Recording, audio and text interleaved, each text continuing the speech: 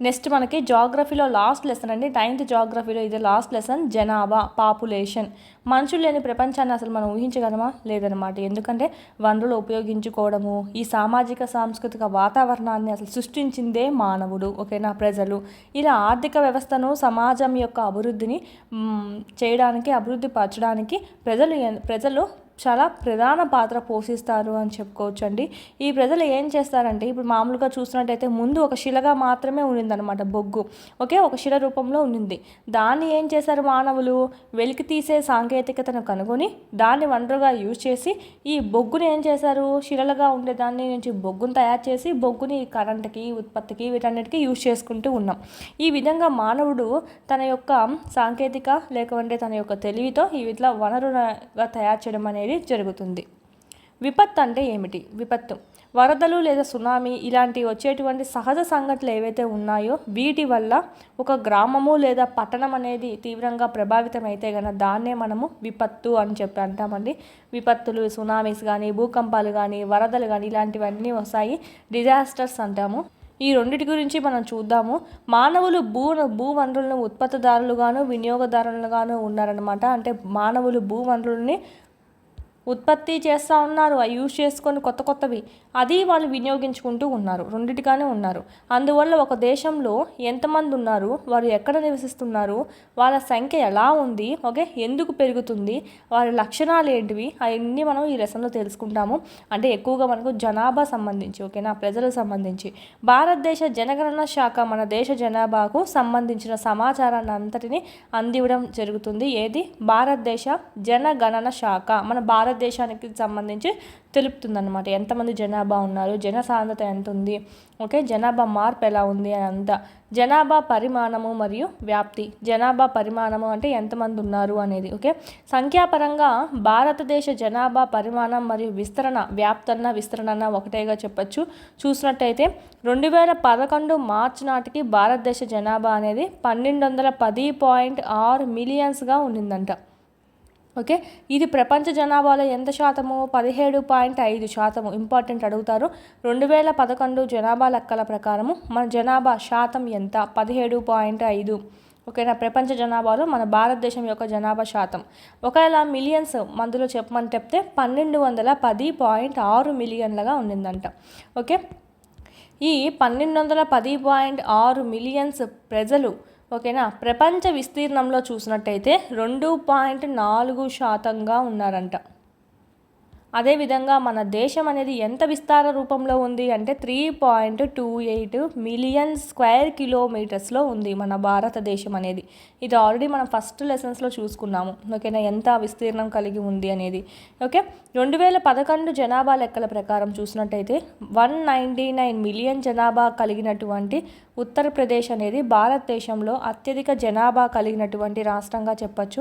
Most important.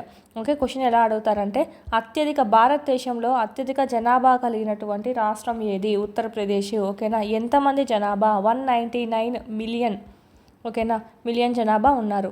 దేశ జనాభాలో ఉత్తరప్రదేశ్లో దాదాపు చూసినట్టయితే 16% అంటే ఇది. ఓకేనా, ఈ 199 మిలియన్ అనేది చూసినట్టయితే ఇది ఒక 16%కి ఈక్వల్ అవుతుందని చెప్పి. మరోవైపు చూసినట్టయితే హిమాలయ రాష్ట్రాలలో ఉన్నటువంటి సిక్కింలో అయితే 0.6 మిలియన్ జనాభా ఉన్నారండి. ఓకే, లక్షద్వీప్లో అయితే కన్నా 64,429. ఇక్కడేమో ఇంతమంది ఉన్నారు, ఇక్కడేమో ఇంతమంది ఉన్నారు. చూడండి ఎందుకని తేడా ఉంది. ఇక్కడ అది మనకు ప్రజలకి నివసించడానికి అనువైనటువంటి ప్రాంతము. ఈ హిమాలయ రాష్ట్రాల్లో ఎక్కువగా మనకు ప్రజలు నివసించడానికి వీలున్నదన్నమాట. సో చలి ఎక్కువ ఉంటుంది, సో వరదలు ఎక్కువ వస్తూ ఉంటాయి. ఈ విధంగా మనకు ఇక్కడ వీలుండదు. సో అందుకే చూసినట్టయితే ఒక్కొక్క ప్రాంతానికి సంబంధించి కూడా జనాభా పరిమాణం లేదా వాళ్ళ విస్తరణలో మనకు మార్పులు కనిపిస్తూ ఉన్నాయి. ఓకే, భారతదేశ జనాభాలో దాదాపు సగం మంది కేవలము 5 రాష్ట్రాల్లోనే నివసిస్తున్నారంట. ఆ 5 రాష్ట్రాలు కూడా చూడండి. భారతదేశ జనాభాలో దాదాపు సగం మంది కేవలం క్రింది ఎన్ని రాష్ట్రాల్లో నివసిస్తున్నారు అంటే 5. ఆ 5 రాష్ట్రాలు కూడా ఏవి అంటే Uttar Pradesh, Maharashtra, Bihar, west Bengal, okay, AP. Uttar Pradesh, AP, Maharashtra, Bihar, west Bengal. ఈ 5 రాష్ట్రాల్లోనే దాదాపు భారతదేశ జనాభాలో సగం మంది పైనగా ఇక్కడే ఉన్నారంట. ఓకేనా, ఇంపార్టెంట్. విస్తీర్ణం పరంగా అతిపెద్ద రాష్ట్రం ఏది అంటే రాజస్థాన్. ఇంపార్టెంట్. విస్తీర్ణం పరంగా మనం మ్యాప్ చూసినా కూడా కనుక్కోవచ్చు. విస్తీర్ణం పరంగా మనకు రాజస్థాన్ చాలా పెద్దది. భారతదేశం మొత్తం జనాభాలో కేవలము ఇది మనకు 5.5% మాత్రమే కలిగి ఉందంట. చూడండి, విస్తీర్ణంలో పెద్దదైనప్పటికీ జనాభా చూడండి 5.5. ఎందుకు? అంతా ఎడారి ప్రాంతం, నీళ్ళు తక్కువ, ఎక్కువ నివసించరు.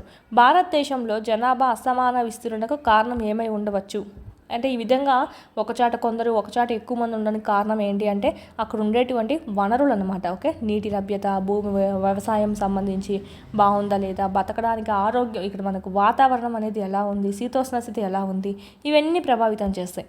జనగణన సంబంధించి చూద్దామండి. ఓకే, జనగణన సెన్సస్ అనమాట.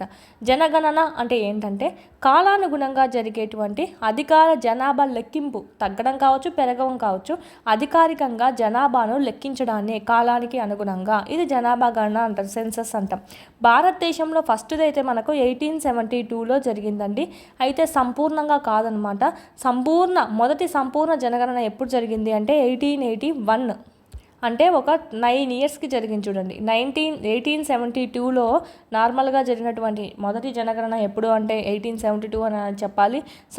మొదటి సంపూర్ణ అని మెన్షన్ చేశారంటే 1881 అని చెప్పాలి. ఇక్కడికి 9 ఇయర్స్ గ్యాప్. ఓకే, ఇది మనకు ఎన్నేళ్ళకి ఒకసారి చేస్తారు అది కూడా అడుగుతారు. ఇంపార్టెంట్. 5, 10, 7, 6 అని అడుగుతారండి. 10 ఏళ్ళకు ఒకసారి మనకు జనగణన చేయడం అనేది జరుగుతుంది. ఓకే, భారతదేశ జనగణన అనేది చూసినట్టయితే జనాభా, సామాజిక, ఆర్థిక సమాచారానికి అత్యంత సమగ్ర మూలంగా ఉంటుందన్నమాట ఈ జనగణన అనేది. అంటే అందుకోసం ఈ పరిస్థితులన్నీ అర్థం చేసుకోవడానికి మనము ప్రతి 10 ఏళ్ళకు ఒకసారి జనాభా లెక్కలు అనేటివి మనము చేయడం అనేది జరుగుతుంది. ఈ పేజ్లో చూసినట్టయితే ఇంపార్టెంట్ చూసుకోండి. భారతదేశంలో అత్యధిక జనాభా కలిగిన రాష్ట్రం ఉత్తరప్రదేశ్, విస్తీర్ణం పరంగా అతి పెద్ద రాష్ట్రం రాజస్థాన్ అండి. ఓకే, ఎన్నికలు కాదు, జనగణన ఎప్పుడు జరిగింది అంటే 1872, సంపూర్ణ జనగణన అయితే 1881. రెండింటికి ఎలాగో మనకు చూడండి 9 ఇయర్స్ గ్యాప్ ఉంది, అంటే ఇది 10వ సంవత్సరంలో చేయడం అనేది జరిగింది. నెక్స్ట్ చూద్దాము చిన్న లెసను. ఓకే, జనాభా చూసినట్టయితే మిగతా ప్రపంచం అంతా మనకు 82.5% జనాభా ఉంటే 100లో మన భారతదేశంలో 17.5% ఉన్నారు.